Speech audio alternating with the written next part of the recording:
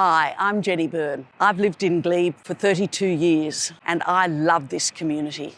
I'm deeply involved in community groups, the different connections that form through the community and the businesses that operate in Glebe Point Road. I'm a passionate cyclist and active transport person. I walk or ride my bike everywhere, and I'm now enjoying pushing my granddaughters around the streets of Glebe as well.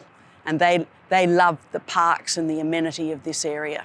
I love the fact that I can go to the theatre and get there quickly and easily on public transport. This is my hood, and I'm passionate about it.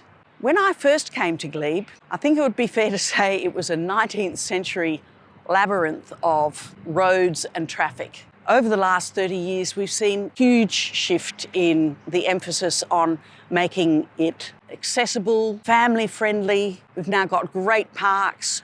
We can walk all the way around the harbour foreshore on a beautiful pathway. All of this has come about because of the work of Clover independent team over the last 20 years. She's provided us with a vision of a different kind of city life. And that's why I've stayed here, because it's just got better.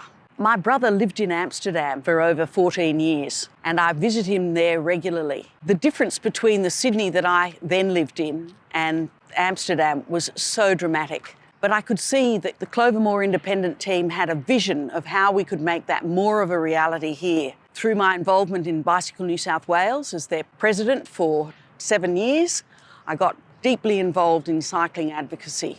And I've seen the growth and development of that here in my own suburb in the 20 years since then.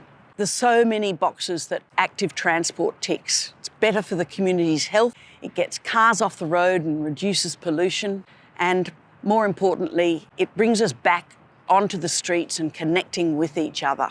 Here we are in the Bays precinct, and all around me is the evidence that the state government has really let us down at so many levels, with the planning, the execution, with the piecemeal approach, complete lack of consultation with our communities. And yet it's us here in the city that have to live with infrastructure projects that just don't work for the people that live here.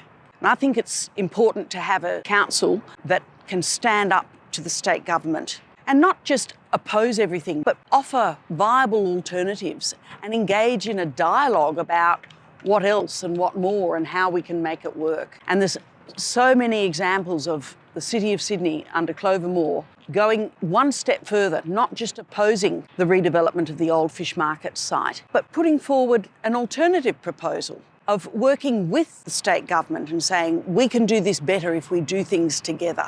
So on the 14th of September, you'll see my name on the ballot paper, and I'm running with Team Clover because I think that it really matters that the community has a voice, and the best way to achieve that is by getting behind Clover and the independent team and voting Team Clover on the 14th of September.